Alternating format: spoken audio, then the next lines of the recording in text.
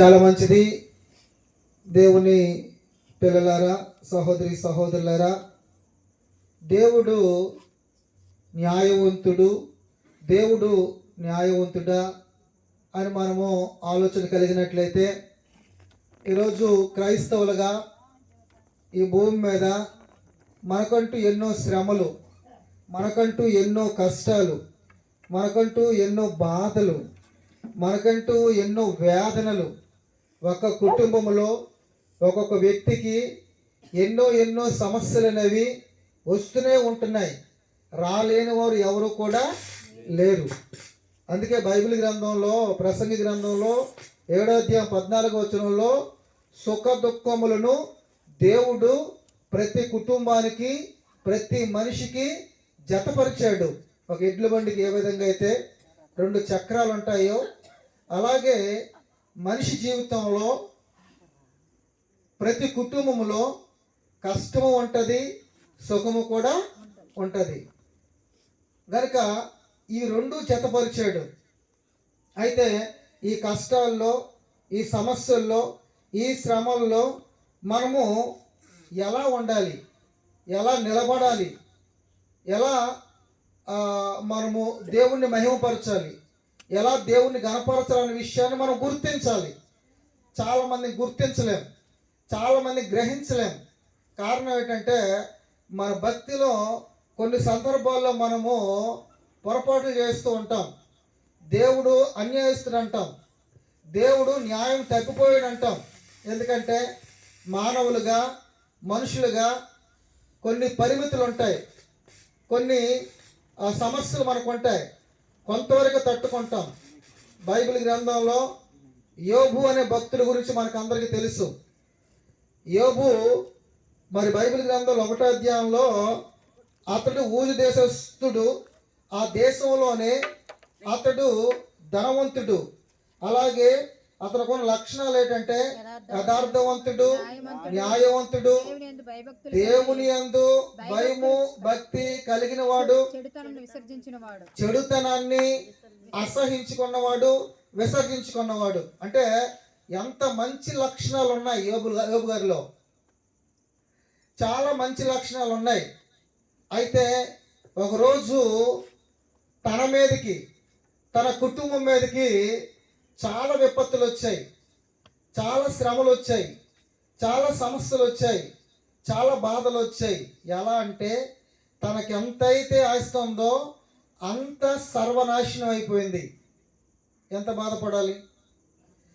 తనకు 10 మంది కుమారులు ఉంటే 10 మంది కుమారులు చనిపోయారు. ఎంత బాధపడాలి, ఎంత శ్రమ అది, ఎవరు తట్టుకోగలరు. అలాగనే తను ఉంటున్నటువంటి ఇల్లు కూలిపోయింది. అలాగే అంతటితో రాక తనకి ఎంతైతే వ్యవసాయం ఉందో, తనకు ఎంతైతే పొలం ఉందో ఆ పొలము, వ్యవసాయము సర్వనాశనం అయిపోయింది. అయినా నిలబడ్డాడు. అంతటితో ఆగిపోకుండా తన దేహం మీదకి ఏమొచ్చిందట, చాలా భయంకరమైనటువంటి కురుపులు, బాధలు ఈ శరీరానికి వస్తే అందులో కూడా దేవుని యందు యథార్థత కలిగి నివసించాడు. అందుకే అక్కడ యోబు గ్రంథంలో ఒక మాట రాయబడ్డది. ఒకసారి యోబు గ్రంథంలో 2వ అధ్యాయము 8వ వచనము. అందుకు యెహోవా 2వ అధ్యాయము యోబు గ్రంథం 8వ వచనం.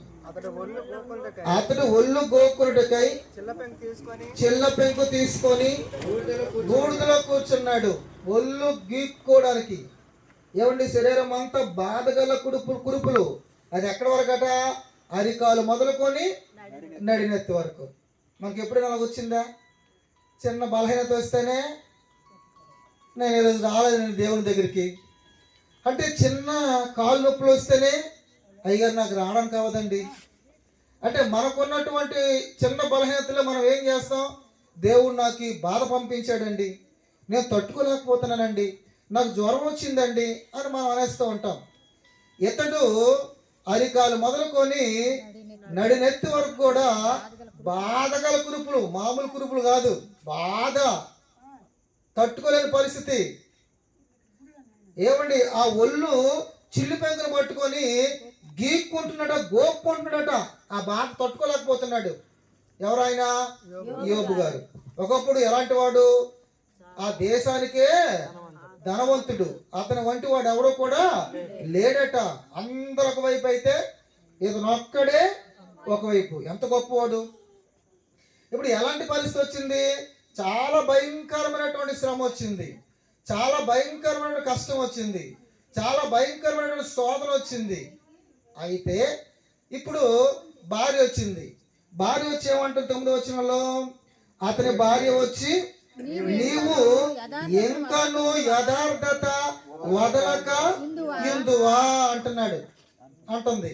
అంటే ఇంకా ఇన్ని బాధలు వచ్చాయి, ఎంత నష్టం జరిగింది, ఇన్ని శ్రమలు వచ్చాయి, నీ దేహమంతా పాడైపోతుంది, ఇన్ని కురుపులు వచ్చాయి, ఇంకా దేవుణ్ణి నమ్ముకొని ఉంటావా?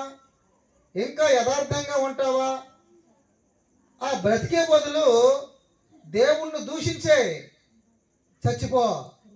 చచ్చిపోతే బాధ ఉండదు. అంటే యోబు భార్య బాగానే మాట్లాడుతుంది. అంటే బాధ అనుభవించే బదులు చచ్చిపోతే బాధ ఉండదు కదా. అలా దేవుణ్ణి దూషించే అంటే అప్పుడు ఎలా అంటున్నాడు? మూర్ఖురాలు మాట్లాడినట్టు మాట్లాడుతున్నావు నువ్వు. నా భార్యతో అంటున్నాడు, నీవు మూర్ఖురాలు మాట్లాడినట్టు మాట్లాడుతున్నావు. మనము దేవుని వలన మేలు అనుభవించదమా? కీడును అనుభవింప తగదా. అంటే దేవుడు ఎప్పుడు మనకు మేలే చేస్తాడా? ఇంతవరకు మనకు మేలే జరిగింది. ఏంటి మేలు? మనకున్న ధనం ఎవరి దగ్గర లేదు, మనకున్న పశువులు ఎవరి దగ్గర లేవు, మన దగ్గర ఉన్న ఒంటులు ఎవరి దగ్గర లేవు, మన దగ్గర ఉన్న పనులు ఎక్కడా లేరు, మనకున్న భూభాగం అంత భూమి ఎవరికి లేదు. మనకి బాగానే మేలు జరిగింది. ఇప్పుడు అవన్నీ పోయాయి అంటే కీడు వచ్చింది. అవన్నీ పోయాయి అంటే కీడు వచ్చింది. అయితే దేవుడు మేలును చేస్తాడు, కీడును కూడా చేస్తాడు అంటూ ఏమంటున్నాడు? ఈ సంగతులలో ఏ విషయమందును యోబు నోటి మాటతోనైనను పాపము చేయలేదట. అబ్బా, ఎంత బాగా ఉన్నాడండి! అంత కష్టంలోను, అంత శ్రమలోను, అంత నష్టంలోను నోటి మాట ద్వారానైనా అతడు పాపము చేయలేదట. అతడు దేవుణ్ణి శంకించలేదట. దేవుడే నాకు అన్యాయం చేశాడని కూడా చెప్పలేదట. ఎప్పుడది? ఈ 2 అధ్యాయాల్లో యోబు గురించి మనం మాట్లాడితే మనం చూస్తే అంత బాగా కనబడుతున్నాడు. ఇంకా 3వ అధ్యాయం నుండి మనము యోబు గురించి మాట్లాడగలిగినట్లయితే, యోబు మాటల గురించి మనం ఆలోచించగలిగినట్లయితే ఎలా మారిపోతున్నాడంటే, ఇక అవి మనం ఒకసారి బైబిల్ గ్రంథానికి వచ్చినట్లయితే 3వ అధ్యాయము 3వ వచనం చూద్దాం. నా తల్లి గర్భద్వారములను అది మూయనందుకు నా నేత్రములకు బాధను మరుగు చేయనందుకు నేను పుట్టిన దినము లేకపోవును గాక మగపిల్ల పుట్టినని ఒకడు చెప్పిన రాత్రి లేకపోవును గాక. ఇప్పుడు అంటున్నాడు, ముందల్లా దేవుణ్ణి గణపరిచాడు, దేవుణ్ణి మహిమపరిచాడు, దేవుడే ఇచ్చాడు, దేవుడే తీసుకొని పోయాడు, ఆయనకే మహిమ, ఆయనకే ఘనత అన్నాడు.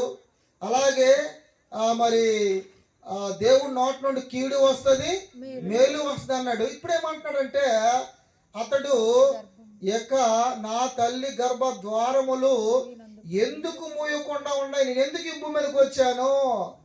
అసలు నేను అప్పుడే చచ్చిపోతే బాగుండును కదా, అప్పుడే నా ప్రాణం పోతే ఎంతో హాయిగా ఉండును కదా, ఎందుకు నా కష్టాలు, ఎందుకు ఈ బాధలు అంటున్నాడు. అంటే ఎంతవరకు తట్టుకోవాలో అంతవరకే మన కష్టాలు వచ్చినప్పుడు తట్టుకుంటాం. నీవైనా, నేనైనా, మనమైనా, ప్రపంచంలో ఏ మనిషి అయినా ఆ స్థాయి దాటిపోతే మనకు ఎలా ఉంటుందంటే కొంచెం కష్టంగా ఉంటుంది, కొంచెం తట్టుకోలేం. యోబు గారు కూడా తట్టుకోలేకపోతున్నాడు ఆ బాధలకి. అప్పుడు అంటున్నాడు, నాకెందుకు ఈ జీవితం, నాకెందుకు ఈ బ్రతుకు, తల్లి గర్భములో పుట్టకుండానే చచ్చిపోతే నాకు ఎంత బాగున్ను, నేను ఎందుకు పుట్టాను, భూమి మీదకి వచ్చాను, అసలు మగబిడ్డ పుట్టాడు ఆ రాత్రి లేకపోతే బాగుండు కదా అని తన పుట్టిన దినాన్ని శపిస్తున్నాడు. కొన్నిటికి ఒక లిమిట్ ఉంటుంది, మనకు కూడా కొంతవరకు తట్టుకుంటాం, ఇంకా ఎక్కువ వస్తే తట్టుకోలేము. అలాంటి పరిస్థితి యోబు గారికి వచ్చినట్టు మనకి ఇక్కడ కనబడుతుంది. అలాగే ఒక్కసారి మనము ఇర్మియా విలాప వాక్యాలకు వచ్చినట్లయితే, విలాప వాక్యాల్లో ఒక మాట రాయబడ్డది, 1వ అధ్యాయము విలాప వాక్యాల గ్రంథాన్ని గురించి మనము ఆలోచించగలిగినట్లయితే, ఇదలా గురించి విలాప వాక్యములు 1వ అధ్యాయము, ఇందులో 1వ అధ్యాయం నుండి 1వ వచనం నుండి 22 వచనాలు ఇక్కడ యెరూషలేమును గూర్చి ఇర్మియా గారు రాస్తున్నారు. అంటే యెరూషలేములో ఉన్నటువంటి ఇజ్రాయేల్ ప్రజలందరూ కూడా దేవుని మాట వినకపోవటం చేత, అలాగే వారు విగ్రహారాధన చేయడం ద్వారా, అలాగే అన్య దేవతలకు పూజలు చేయడం ద్వారా దేవుడు ఏం చేశాడంటే వారి మీదకి ఉగ్రత రప్పించాడు. యెరూషలేము ఆ దేవాలయాన్ని బబులోను రాజు వచ్చి నెబుకద్నెజరు కాల్ చేశాడు. బంగారు దేవాలయాన్ని ఎన్ని సంవత్సరాలు కట్టారు? అది అమ్మా ఎన్ని సంవత్సరాలు కట్టారు? 7 సంవత్సరాలు కట్టారు ఆ దేవాలయాన్ని.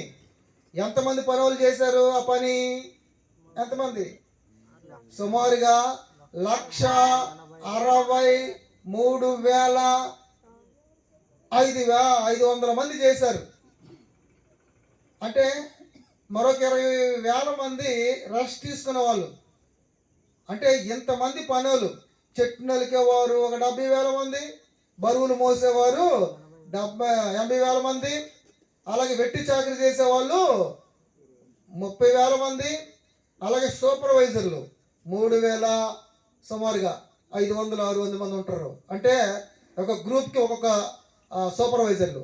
ఎంతమంది 7 సంవత్సరాలు పని చేస్తే ఆ మందిరము కట్టబడ్డది. దానికి మొత్తం బంగారమే, దానికి మొత్తం పొదిగించారు, మొత్తం బంగారు, రాళ్ళకి కర్రలకి బంగారాన్ని పొదిగించారు. అటువంటి ఆ దేవాలయాన్ని శత్రువు అయినటువంటి బబులోను రాజు వచ్చి కాల్ చేశాడు. అలాగనే ప్రాకారాలు పడగొట్టేశాడు. అలాగనే రాజనగరాన్ని కాల్ చేశాడు. అలాగే పెద్ద పెద్ద గృహాలన్నీ కూడా కాల్ చేశాడు. అనేక మందిని చంపించేశాడు. అనేక మందిని చెరకు తీసుకెళ్ళిపోయాడు.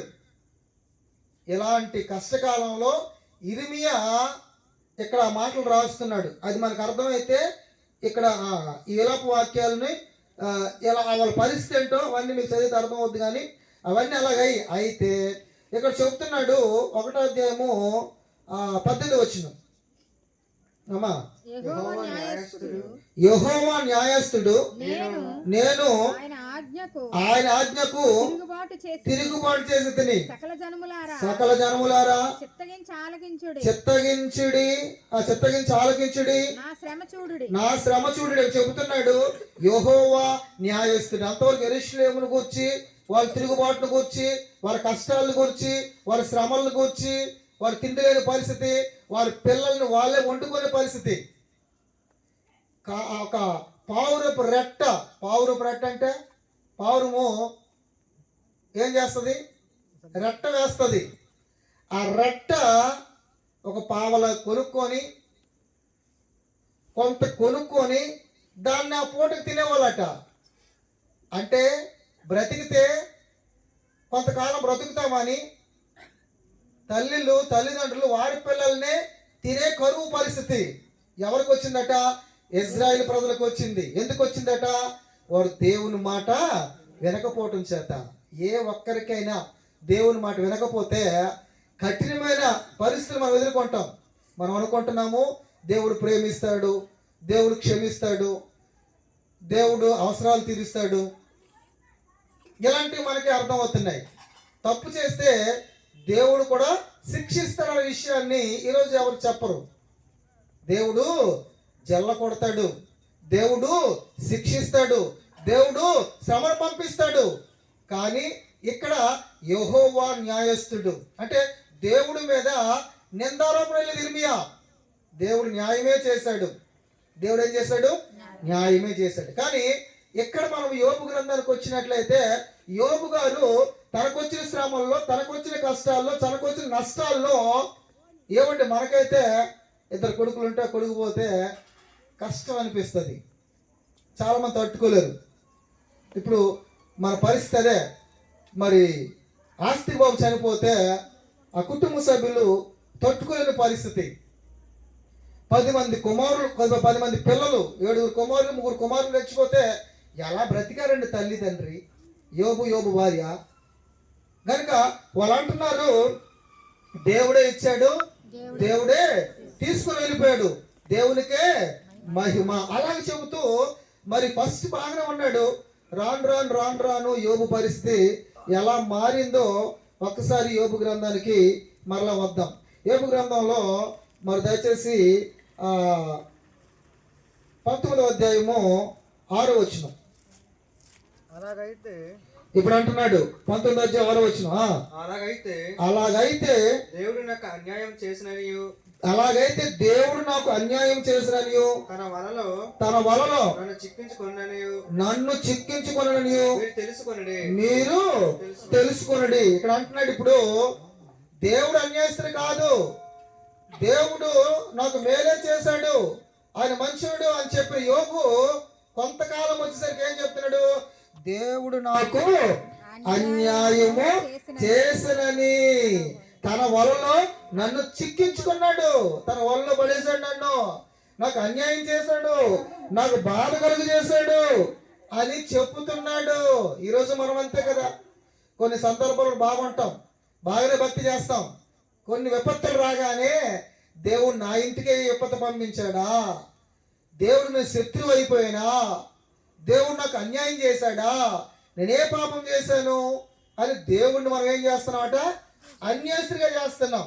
దేవుడు ఎప్పుడు అన్యాయస్తుడు కాదు, దేవుడు ఎప్పుడు కూడా న్యాయమే చేస్తాడు. దేవుడు న్యాయస్తుడు, దేవుడు న్యాయవంతుడు.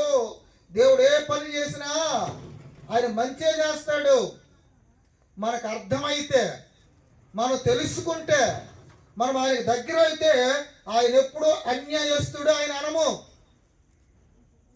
ఎంత కష్టం వచ్చినా, ఎంత బాధ వచ్చినా, ఎంత విపత్తు వచ్చినా ఆయన నాకు అన్యాయం చేశాడు అని అనము. అది దేవుని బిడ్డగా బ్రతికితే. ఏమండి, కొన్ని పరిస్థితులు మనం అంటాం. ఇక్కడ యోబు అంటున్నాడు 27వ అధ్యాయము 3వ వచనం అంటున్నాడు. ఒకసారి చూద్దాం. 27 3వ వచనం.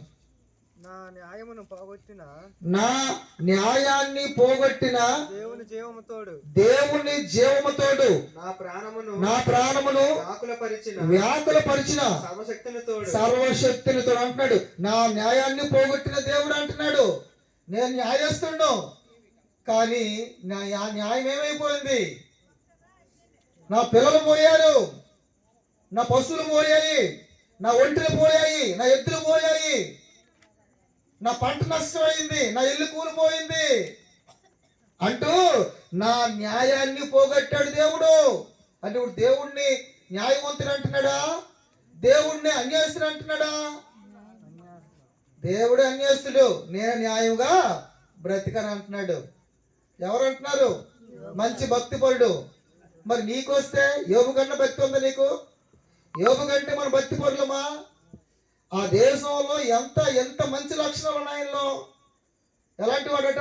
యథార్థవంతుడు, న్యాయవంతుడు, దేవుని యందు భయభక్తి కలిగిన వాడు, నీతిమంతుడు, చెడుతనాన్ని అసహించుకున్నవాడు. అతని వంటి మనుషుడు ఎవరో కూడా. అటువంటి వాడే శ్రమలు రాగానే నాకు న్యాయమును పోగొట్టిన దేవుడు అంటున్నాడు. ఎక్కువ దగ్గర ముందు చదువుకున్నాం కదా, అక్కడేమంటున్నాడు? దేవుడు నాకు అన్యాయము చేశాడు అంటున్నాడు. అంటే మనుషులుగా తట్టుకోలేమా? తట్టుకోలేమండి. కానీ ఇక్కడ ఇర్మియా మాత్రం యెరూషలేముకి ఎంత విపత్తు వస్తే, ఎంత శ్రమ వస్తే, ఎంత బాధ వస్తే దేవుడు న్యాయమే చేశాడు. దేవుడు ఏం చేశాడు? న్యాయమే చేశాడు. ఆయన న్యాయస్థుడు, ఆయన న్యాయవంతుడు. ఇప్పుడు ఏదైనా సమస్య వచ్చిందండి, ఏదైనా తప్పు జరిగిందండి, అలాంటప్పుడు మనం దొంగతనం చేసి దొరికిపోయామండి. అప్పుడు పోలీసులు మనకేం చేస్తారు? శిక్ష విధిస్తారు. అది నిర్ధారణ అయితే, అది మనం దొరికిపోతే కోర్టులో లాయర్లు వాదిస్తారు, కోర్టులో జడ్జి తీర్పిస్తాడు. పలానా సంసోన్ ఏం చేశాడంటే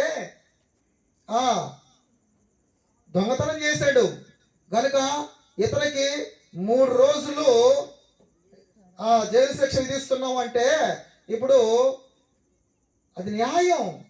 ఇప్పుడు వాదించిన లేదా పోలీసులను అంటామా, లేదంటే తీర్పిచ్చిన జడ్జిని అంటాం మనము నేరస్తుడని, తప్పు చేశాడని అనకూడదు. మనం అలా అనడానికి వీలు లేదు. నేను దొంగతనం చేశాను కనుక తగిన శిక్ష అనుభవించాలి. అలాగనే భూమి మీద మనుషులుగా మనము వస్తున్న కొన్ని పరిస్థితులు అనేవి ఉంటాయి. దేవుడు నమ్ముకున్న వాళ్ళకి కొన్ని సందర్భాల్లో కొన్ని పరీక్షలు ఉంటాయి. కొన్ని సందర్భాల్లో దేవుని నమ్ముకున్న, దేవుని మాట వినకపోయినా శ్రమలు వస్తాయి. 2 విధాలుగా ఉంటాయి. కనుక ఏది దేవుని నుండి వస్తున్నాయో, ఏది భక్తిని పరీక్షించడానికి వస్తున్నాయో అన్నది మనం గమనించాలి. చాలా సందర్భాల్లో ఇవేమి ఆలోచించం మనం. ఏమండి, మనం మన ఇష్టానికి చోటించి ముందుకి వెళ్ళిపోతుంటాం.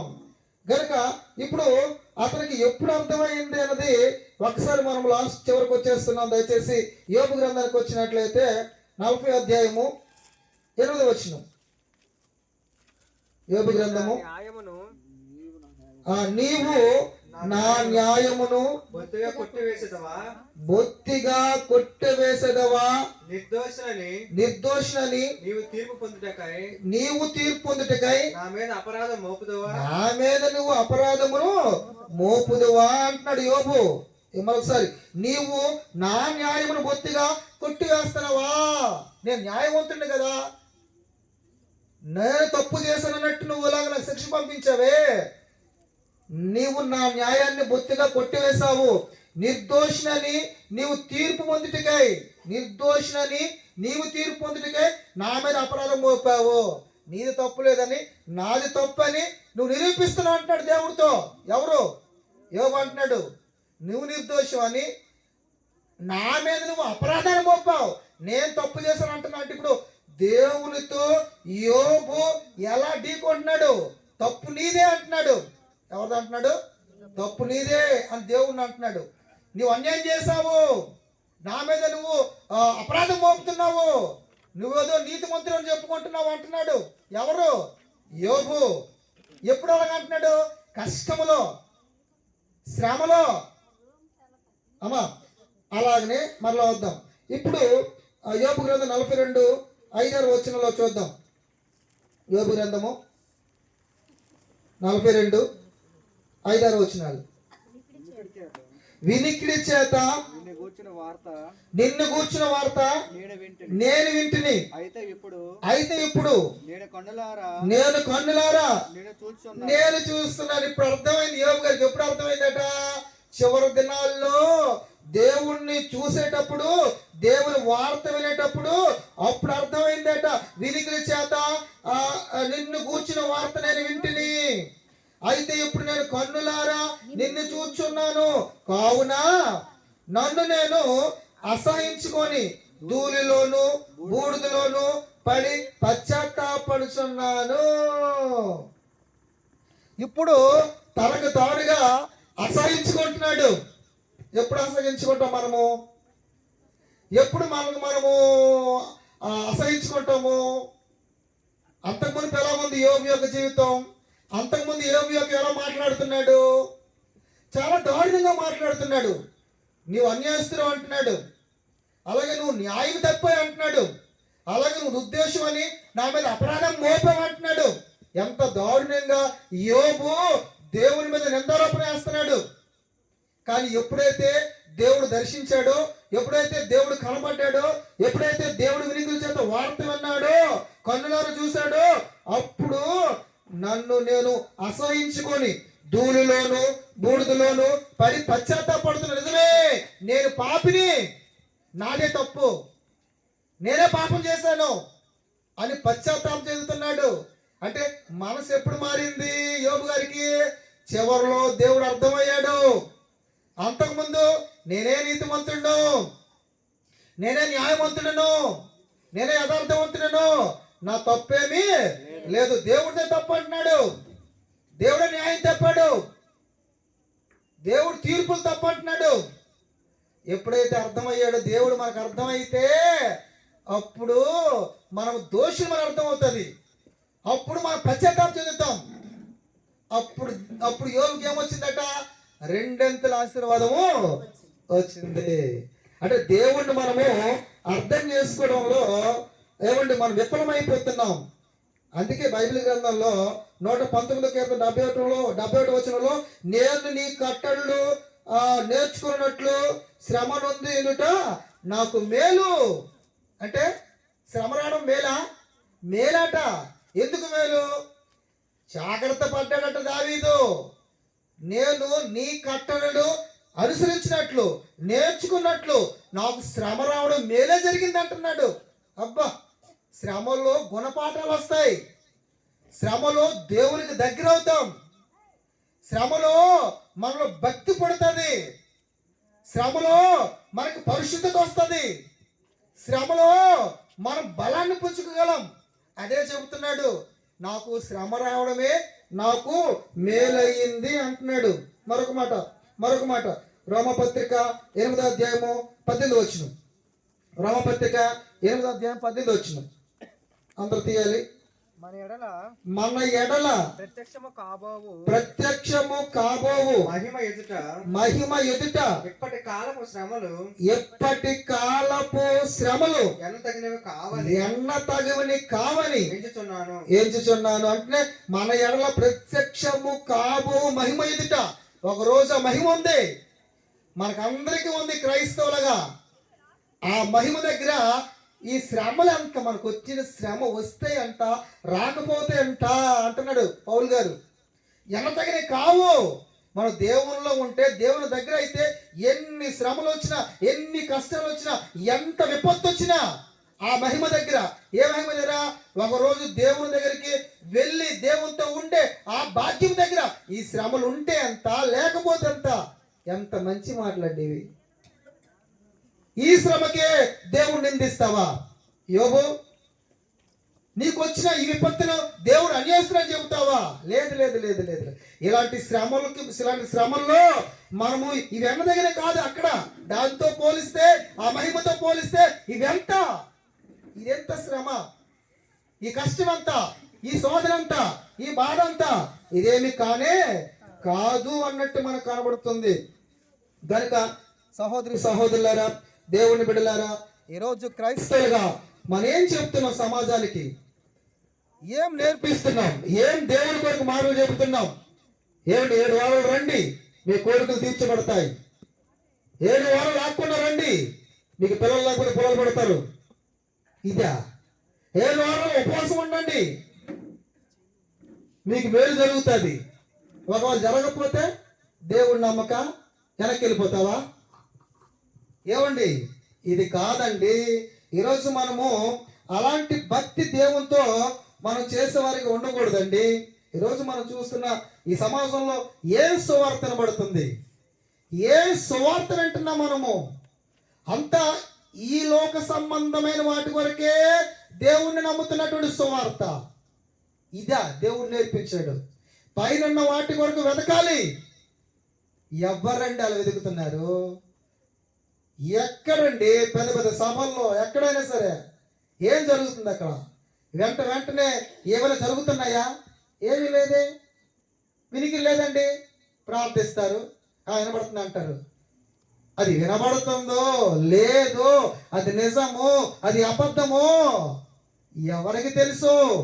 కడుపులో గడ్డ కరిగిపోతుంది, స్కానింగ్ తీస్తే తెలుస్తుంది. నాకు కరిగిపోయిందని చెప్పేస్తే కుదరదు.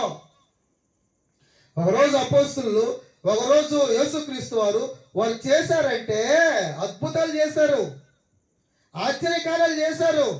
ఈరోజు మనం ఏం చేస్తాం? మనం ఏం చేయగలం? ఏమండి, మాట మాత్రమే చెప్తున్నారు తప్ప అవేవి జరగడము లేదు. ఇలా అంటారు అంతే. మరి అరటిపండు తింటే పిల్లలు పుడతారు అంటున్నారు. ఏమంటే ఒక యాపిల్ పండు తింటే పిల్లలు పుడతారట. ఇది అరటిపండు తింటే పిల్లలు పుడతారా? అది ఎక్కడ సాధ్యం? 7 వారాలు వస్తే నీకు మేలు జరిగిపోద్దా? ఇదేది అవసరాలు తీర్చుకోవడానికి దేవుని దగ్గరికి వచ్చేదా? ఇది కాదు కదా భక్తి. ఉపవాసం ఉండాలి. ఉపవాసం అంటే ఏం వస్తుంది నీకు? ఉండొచ్చు, కానీ బలహీనంగా ఉంటుంది నువ్వు.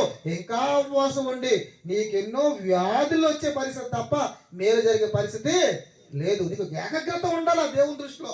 దేవుని మీద దృష్టి పెట్టాలా, దేవుని మాటలు వినాలా, ఆయన ఆజ్ఞ గైకొనాలా, ఆ చిత్తాన్ని నెరవేర్చేవారుగా ఉండాలి. చివరి మాట నేను చెప్తున్నాను.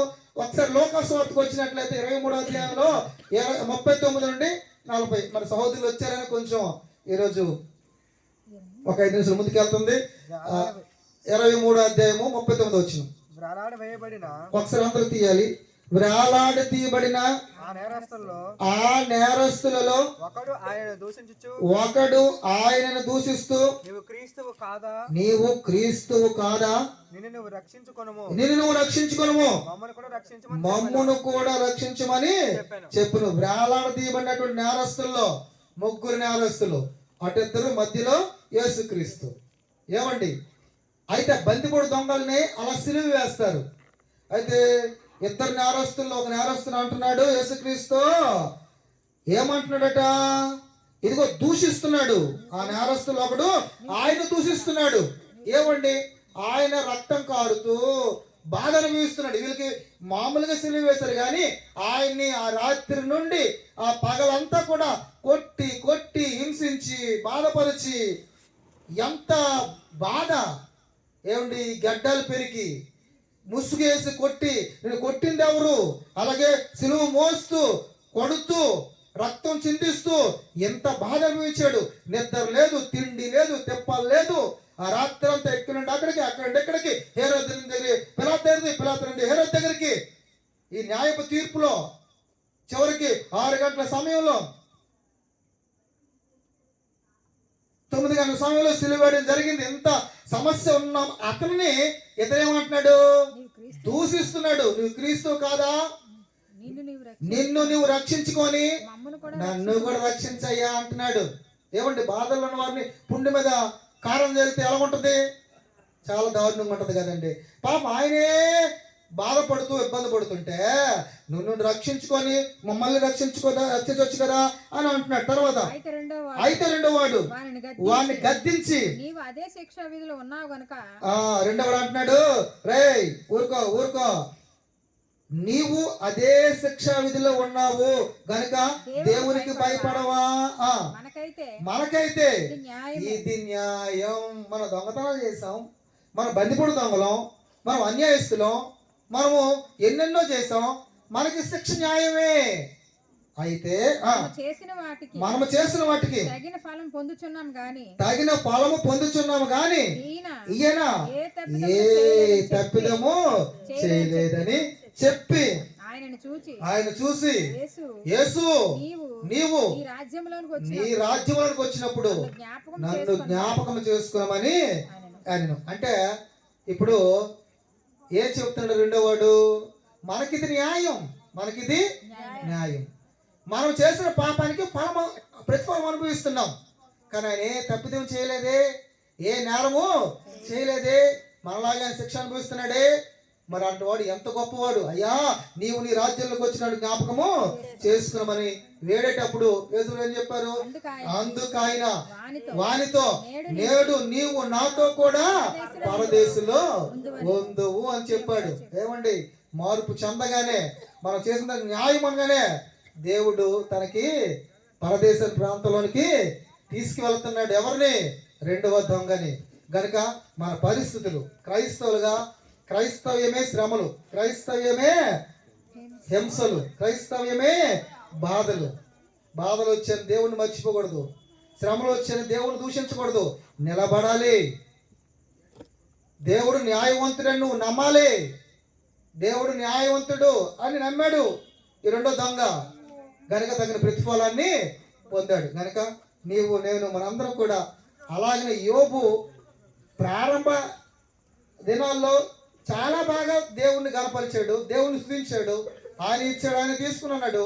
చివరికి ఆ శ్రమ కొంచెం అధికమవుతున్న కొలది ఏమంటున్నాడు అప్పుడు, దేవుడు నాకు అన్యాయం చేశాడు, దేవుడు నాకు అపరాధం చేశాడు, దేవుని మీద దూషిస్తున్న తర్వాత అర్థమైన తర్వాత అప్పుడు అర్థమయ్యాడు దేవుడు, పశ్చాత్తాపం చెందుతున్నాడు, నేనే దోషిని, నేనే పాపిని. అంటే దేవుడు మనకి అప్పుడు అర్థమవుతాడు.